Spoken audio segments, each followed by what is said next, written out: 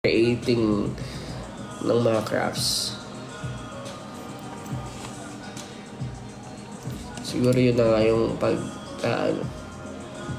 paggawa ng mga bagong music. Grabe. Medyo marami na ako natapos. Yung iba, konti na lang.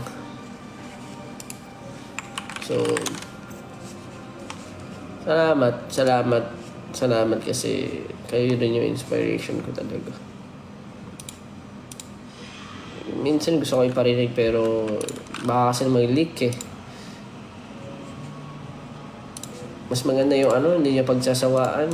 Pag narinig nyo, yun na yun. So, pansinin mo ako, naiiyak na ako. Came. Huwag kang umiyak. Private event with the supporters. Yes, ayusin natin yan. Gagawin ka siguro yan kahit this year. Siguro, try natin i-sing it ng second quarter.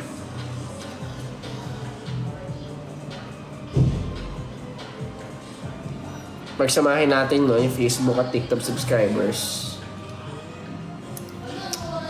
Just is your to permanent. Then sticker yan, no? Tuklapin natin. Tingnan mo, natanggal yan, sticker yan eh. Parang yan eh. 2 buwan na natanggal yan.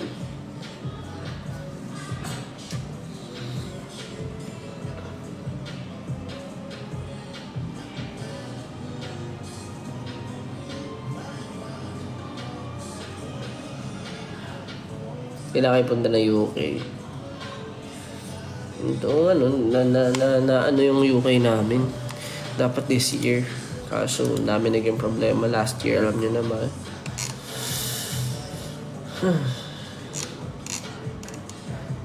Pero alam nyo, ang pinakakuluna lang na ibibigay ko sa inyo. Yung i-release ko ay merong ibang connect sa ibang i-release ko.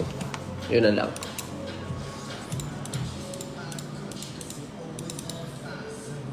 Pwedeng na-release na o pwedeng i-release pa lang.